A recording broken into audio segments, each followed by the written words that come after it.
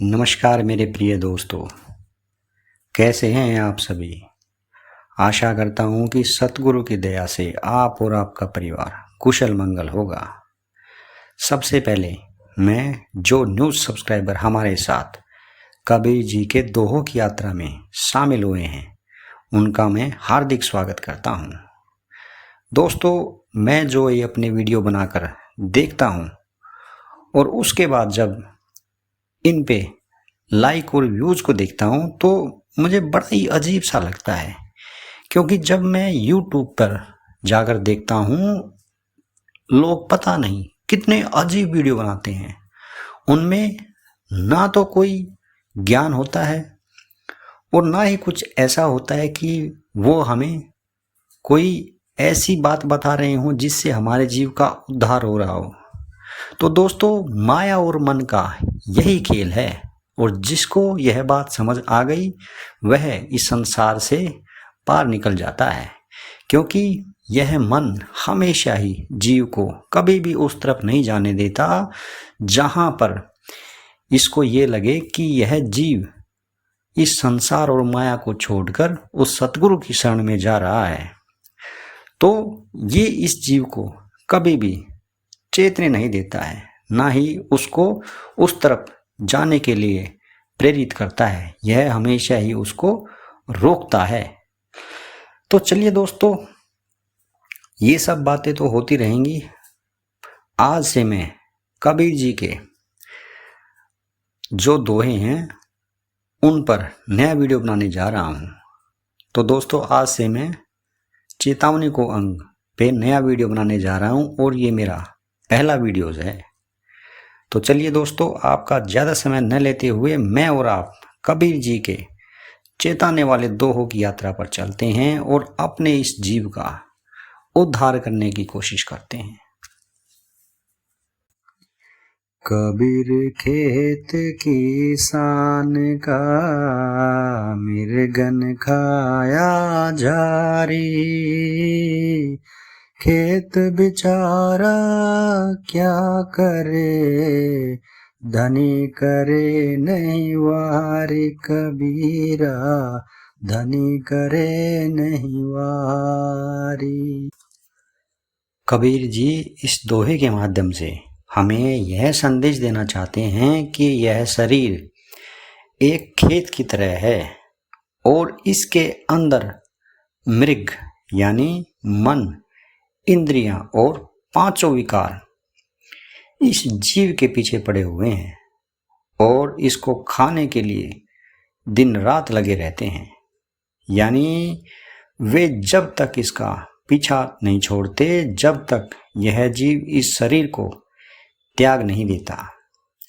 आगे कबीर जी कहते हैं कि यह खेत, जो खेत रूपी शरीर है, बेचारा ये क्या करे, इसमें इसका क्या दोष है जब उसका स्वामी किसान ही यानी यह चैतन्य जीव ही उसकी रक्षा के लिए अपने विवेक और ज्ञान की सुदृढ़ बाड़ नहीं लगाता।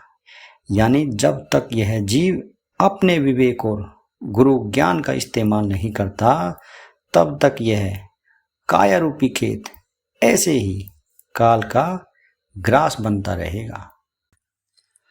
कबीर यह संसार है जैसा से मल फूल, दिन दस के व्यवहार में झूठे रंग न भूल। कबीरा झूठे रंग न भूल। कबीर जी इस दोहे के माध्यम से हमें यह संदेश देना चाहते हैं कि यह पूरा संसार ही सेमल के फूल के समान दिखावटी है। इसके रास रंग, तन मन का व्यवहार सब कुछ मिथ्या और माया रूपी है। यानी सब कुछ दिखावटी है, क्योंकि यह देखने में जितना सुंदर और सुगंधित होता है, बाद में उसका परिणाम इसके एकदम विपरीत होता है। आगे कबीर जी कहते हैं कि हमें इस संसार की जो यह माया है, जो सिर्फ एक दिखावटी है और कुछ भी नहीं, जो कुछ समय के लिए है, उसके बाद यह हमें इस 84 के गहरे कुएं में छोड़कर अपना पीछा छुड़ा लेती है। तो हमें इसका यह रूप हमेशा याद रखना चाहिए और इस संसार की जो माया है, जो झूठ है, इसमें पड़कर अपने जीव को इसमें कभी भी फंसाना नहीं चाहिए। राम भजो तो अब भजो, बहुरी भजोगे कब, हरिया हरिया रूखड़े ईंधन हो गए सब, कबीरा ईंधन हो गए सब।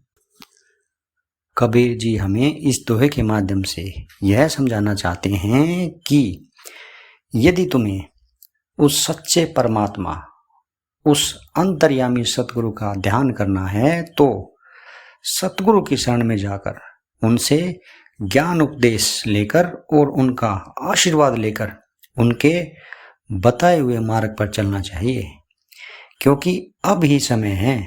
अगर उस परमात्मा को पाना है तो इसी मनुष्य जीवन में ही उनका ध्यान करो।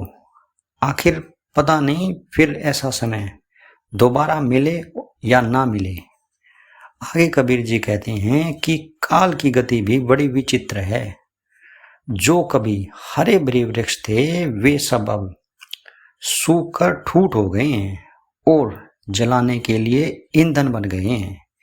यानी जो हमें उस परमात्मा ने यह मनुष्य जीवन दिया है, उसको बिना उसकी भजन बंदगी के व्यर्थ नहीं करना चाहिए, क्योंकि यह जीवन बस एक बार ही मिलता है। क्योंकि मनुष्य जीवन बार बार कभी भी नहीं मिलता है दोस्तों। तो दोस्तों, आपको आज का यह मेरा वीडियो कैसा लगा? अगर आपको पसंद आए तो आप प्लीज़ लाइक, शेयर और कमेंट जरूर कीजिएगा दोस्तों, और मेरे चैनल को सब्सक्राइब जरूर कीजिएगा। तो नेक्स्ट टाइम फिर मिलते हैं दोस्तों कबीर जी के कुछ ऐसे ही अमृतमयी दोहों के साथ। तब तक के लिए आप अपना ख्याल रखिएगा दोस्तों।